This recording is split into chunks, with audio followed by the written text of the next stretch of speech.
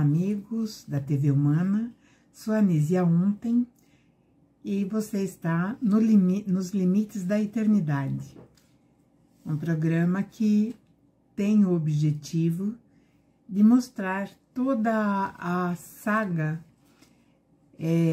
que está narrada no Antigo Testamento dos reis de Israel e os desdobramentos de tudo aquilo que aconteceu por lá, naquele período. No último episódio, eu falei sobre a morte do rei Acabe, que era do Reino do Norte, enquanto Josafá era o rei no sul. E quando Acabe morre, quando ele morreu, o seu filho, Acasias, subiu ao trono, ele foi seu sucessor. E ele governou apenas 2 anos. Continuou com aliança com o rei do sul, que já estavam assim aparentados, porque houve uma aliança de casamentos do filho de Josafá do sul com a filha Atália de Acabe. E então, quando esse rei o filho de Acabe ficou apenas por 2 anos, ele se convidou para ir, juntamente com Josafá, buscar ouro de Ofir.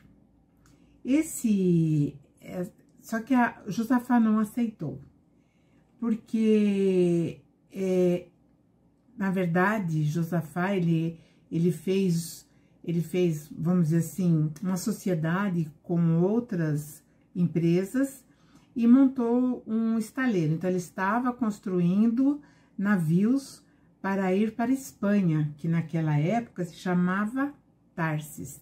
E de lá, então, eles trariam o ouro de Ofir.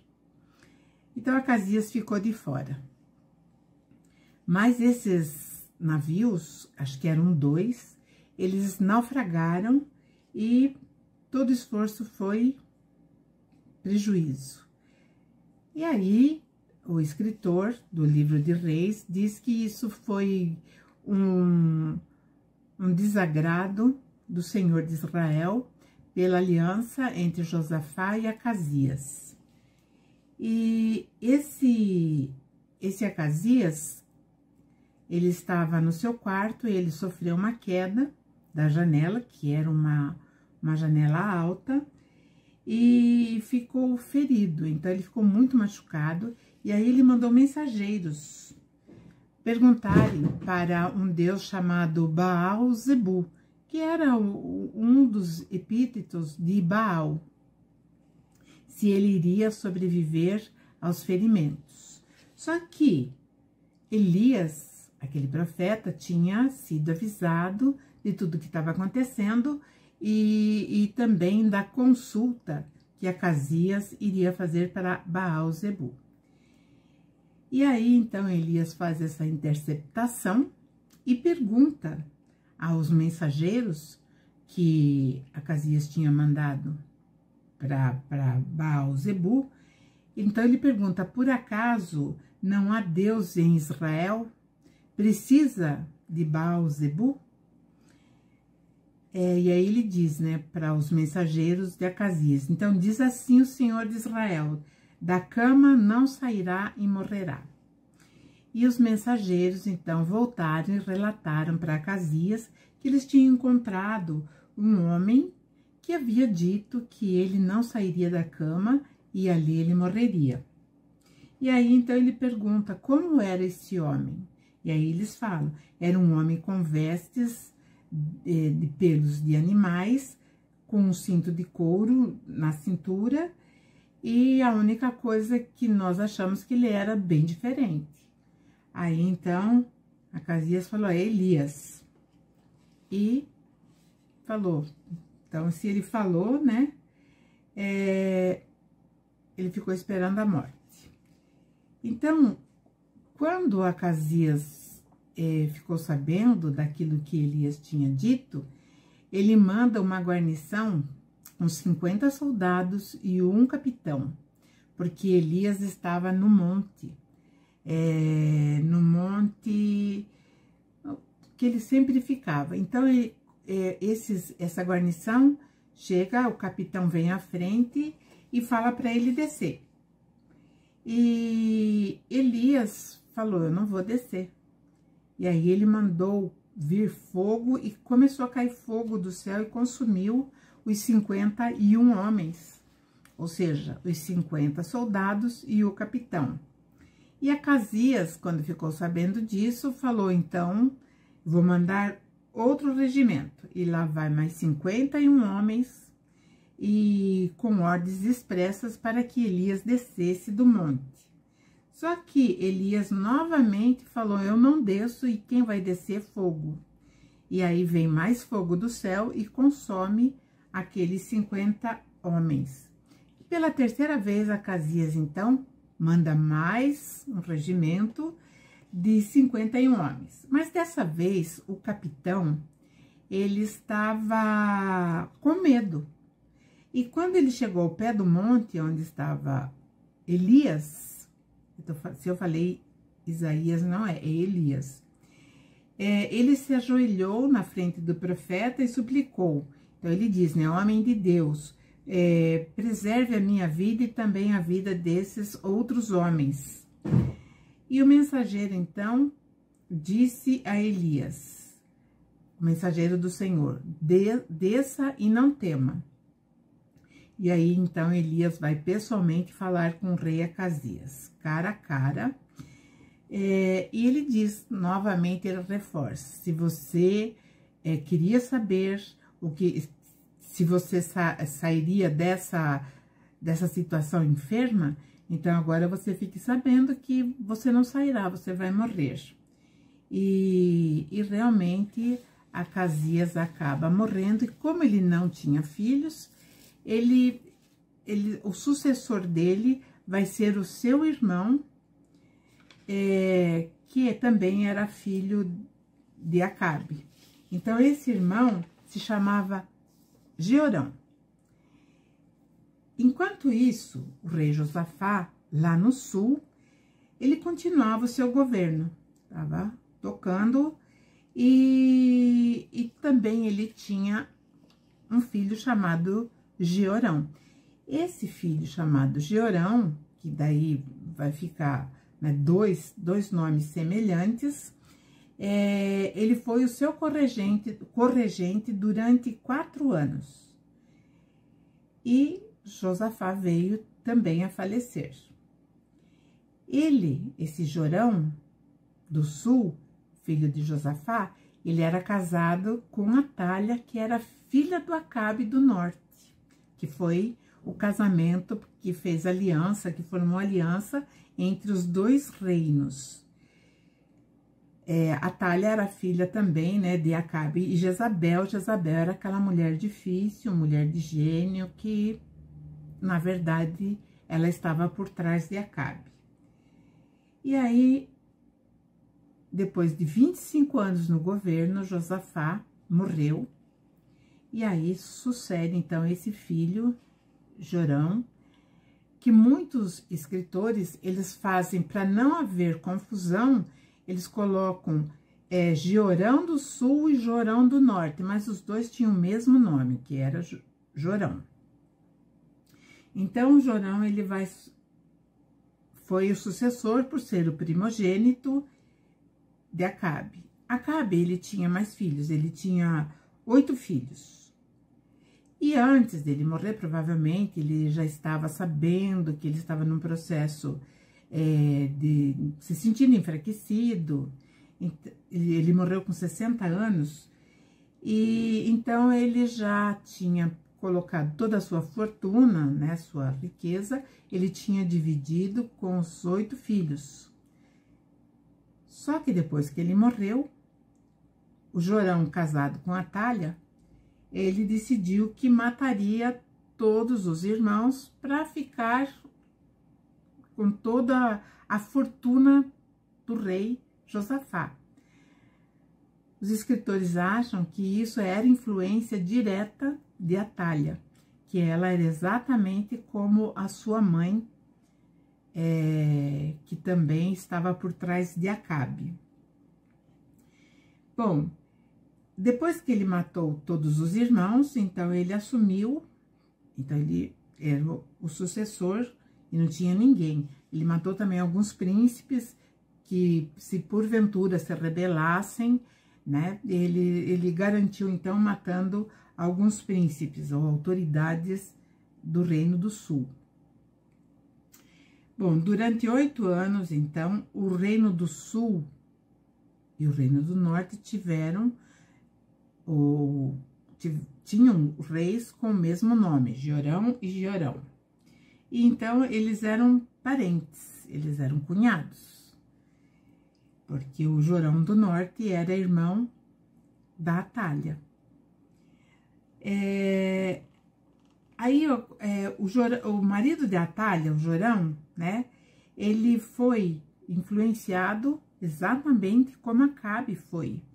Então, Baal, ele foi elevado como o Deus do Reino do Sul e era adorado em Judá. E aí nós sabemos que era o adversário do Deus de Israel, e isso desagradou muito esse Senhor de Israel. E ele enfrentou, lá em Judá, no sul, ele enfrentou muitas dificuldades com guerras. Não foi um bom governo, né? E o profeta Elias foi até ele novamente e disse que ele não estava fazendo os mesmos caminhos que o seu pai Josafá. E ele falou assim, né? Antes você está nos caminhos do Reino do Norte, ou seja, você conseguiu fazer com que Sul e Norte adorassem o mesmo Deus, o adversário do Senhor de Israel. E aí, então, ele fala, e além disso, você corrompeu os moradores de Judá e Jerusalém. E assim, você também matou os teus irmãos, que eram muito melhores que você. E você, então, será ferido com um grande golpe e sofrerá, e o teu povo sofrerá com isso. Teus filhos e tuas mulheres e tuas propriedades serão dissipados. Ou seja, filhos, mulheres seriam levados dali. E além disso, uma grave enfermidade te acometerá e afetará as tuas entranhas até que elas sejam completamente expostas para fora do teu corpo. Então, a sentença era muito pesada. E naquele momento, então, ou logo depois daquilo que Elias tinha falado, os árabes e filisteus invadiram Judá e levaram cativos as esposas, os filhos, e enfim, e invadiram, né, tanto Judá como Jerusalém. E um dos filhos, que era o caçula, chamado Jeoacás, que depois também ficou conhecido como Acasias. Então existe sim nomes repetidos tanto no sul quanto no norte, mas em tempos diferentes. E aí esse filho dele, que também se chamava Acasias, foi chamado porque estava muito próximo, então eles colocaram o nome de Jeoacás, que depois também chamaram Acasias.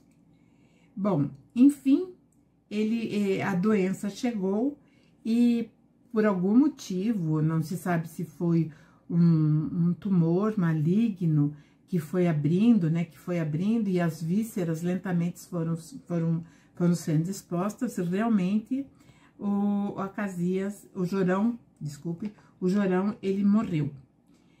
E deve ter sido uma morte extremamente dolorosa, né? E aí, então, aquele seu filho que que escapou da matança, né? Ele sucedeu, e porque era o único filho que restara de Atalha. Então, esse Acasias, ele era filho de Atalha, com Jorão. Então, por outro lado, ele era bem emparentado agora com o rei do norte, que ele era neto de Acabe e sobrinho do rei que estava no reino do norte, que também se chamava Jorão.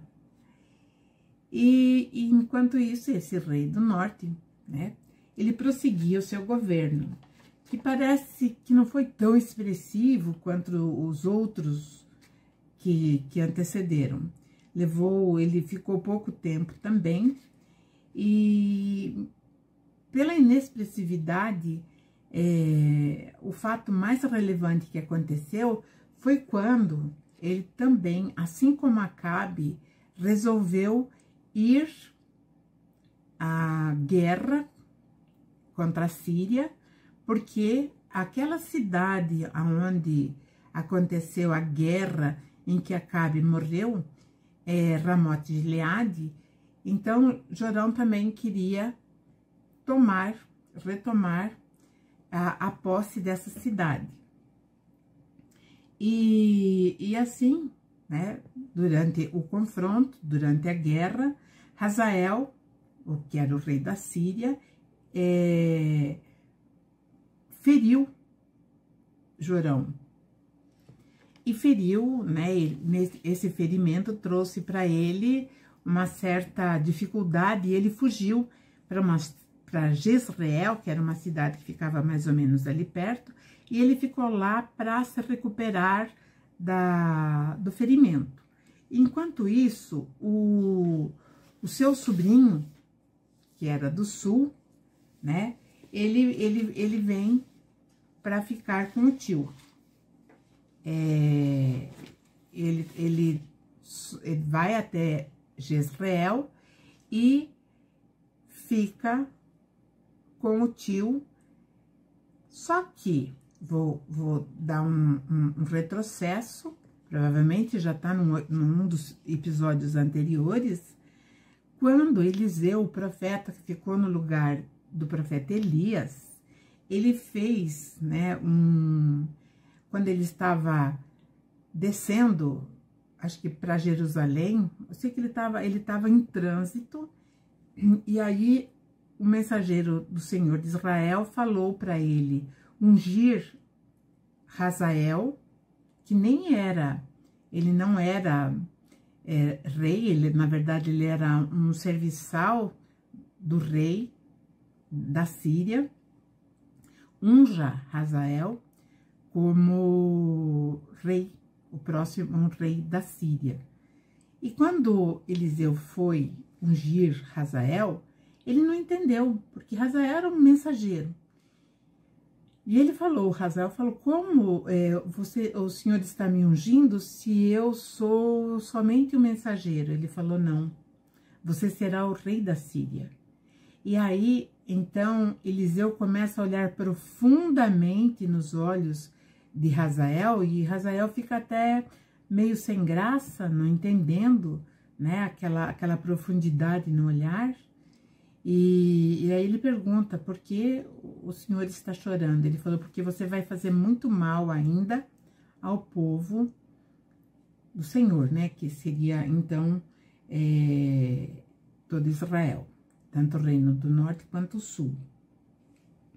E na sequência, ele foi ordenado também, o Elias, através do mensageiro, também recebeu a ordem de ungir um homem chamado Jeú, que era um comandante lá na Ramote de Gileade, que mesmo tomada pelos sírios, esse homem ainda, ele era um comandante lá, mas ele era um comandante que estava rendido pelo rei da Síria. Então, também ungisse Jeú, que tinha como pai, né, um homem chamado Josafá, que não era o rei e era neto de Ninsi, que então ele deveria também pertencer à aristocracia por conta daquilo que é colocado ali no livro de Reis, que dá, né, o histórico, o nome do pai e nome também do avô. Então, esses dois, tanto Hazael como o Jeú, eles vão desempenhar um papel muito importante na história tanto do norte quanto do sul, porque havia também uma profecia de Elias que toda a casa de Acabe iria ser extinguida. E realmente, né, já estava um governo inexpressivo, tanto no sul quanto no norte. E nesse momento que o rei do sul, ele vai para ficar com o tio que havia sido ferido, né, por Hazael. Então, ele vai para ajudar, de alguma forma, para ficar junto e ajudar na recuperação dele e eles retornarem, um para o sul e outro para o norte. Só que, né, esse Jorão, né, que era o marido de Atalha, que já tinha morrido, Acasias, que ficou no lugar dele, foi esse rapaz, que agora era rei, que foi para ficar junto com Jorão do Norte. É meio confuso, né? Mas é muito nome parecido. E assim, quando os dois estavam lá, eles estavam, evidentemente, numa casa onde era uma casa de reis. E aí o Atalaia, que é aquele vigia que ficava na torre, ele vê quando tá vindo uma cavalaria, né? E ele percebe que era Jeú. Que Jeú, ele tinha já uma marca registrada da maneira que ele chegava, como ele chegava, então ele reconheceu que era Jeú. E aí, então, ele vai e ele fala para Jorão que estava vindo Jeú. Então o rei fala, então manda um, vamos dizer assim, um mensageiro falar com ele se ele vem em paz. E aí vai esse mensageiro e ele fala com Jeú. Você vem em paz? E aí Jeú fala assim, você fica atrás de mim. Então, quer dizer, ele já criou uma situação diplomática porque o mensageiro já não voltou, então já ficou como refém. E aí, novamente, né, o rei do norte, que já estava ferido, ele fala outra vez para outro mensageiro ir. E aí o mensageiro vai e ele fala, passa para trás de mim, porque eu não vim em paz. Até que Jeú mesmo chega até uma distância, e aí, então, esse rei Jorão pergunta, você vem em paz? Ele falou, não, eu não vim em paz, porque nem a tua família nunca trouxe paz. E aí, então, os dois viram que eles estavam encurralados e iriam ser completamente dizimados ali os dois, né? Tanto o rei do sul quanto o rei do norte, Acasias do sul, né? E no norte o Jorão. Então eles pegaram, cada um pegou um carro com a ordem, né, de Jorão gritando, é traição, porque ele sabia que o Jeú, ele iria usurpar o trono dele, o reino do norte. E aí eles fogem, né? Eles fogem e na fuga, Jeú, então, ele manda um dos seus soldados, né, dos seus oficiais, perseguir Jorão. E uma flecha certeira matou Jorão. Enquanto isso, né, o outro, que era o filho da Atalha, do sul, ele também foge. Ele foge e ele chega num lugar, que agora não me ocorre o nome, onde ele se escondeu. Mas seria assim, mais ou menos um lugar como se fosse Massada. Então ele chega ali, ele fica encurralado e ali também ele é morto. Então, uma situação muito difícil, porque no Reino do Norte, Jorão estava morto. No Reino do Sul, Acasias, filho de Atalha, também estava morto. Bom, enfim, Jeú voltou, porque também existia uma profecia de Elias, que Jezabel seria morta e seria devorada por cães. E Jezabel, ela estava na janela da sua casa real, e ela vê também quando vem chegando todos os homens, né, com Jeú. E ainda ela pergunta para você é um traidor. Até ela usou o nome de um traidor, de um rei anterior, que havia traído também, né? Que agora também não me ocorre o nome. E aí ela fala, você veio como um traidor.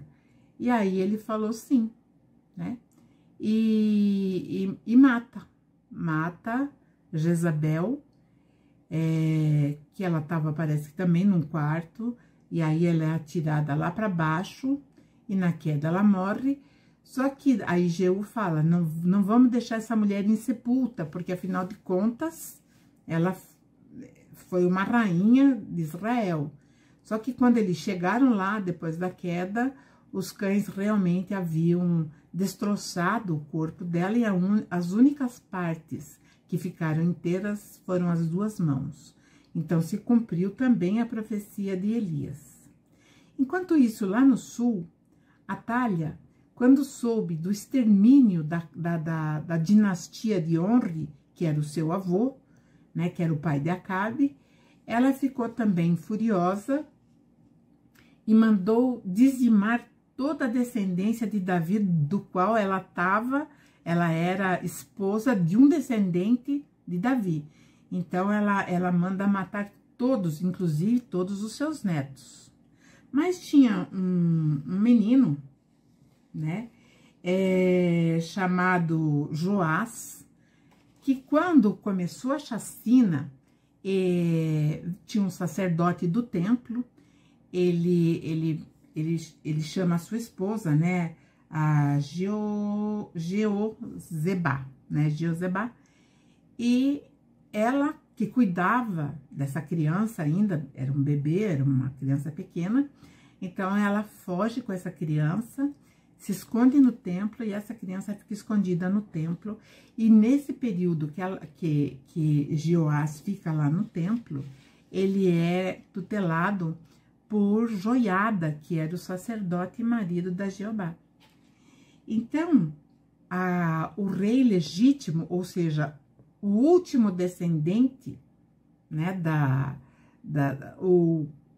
de Davi, ele estava escondido no templo. E aí ele foi instruído muito bem. No tempo em que a Atalha ficou como uma rainha regente, ela instituiu novamente o culto a Baal, construiu o templo a Baal, enfim, novamente ela fez aquilo que a mãe dela tinha feito no Reino do Norte, ela fez no Sul.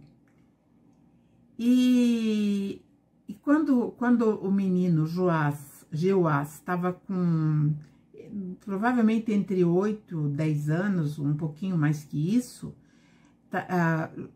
o Joiada achou que estava na hora dele realmente assumir o trono e tirar a Atalha, que era uma rainha, né,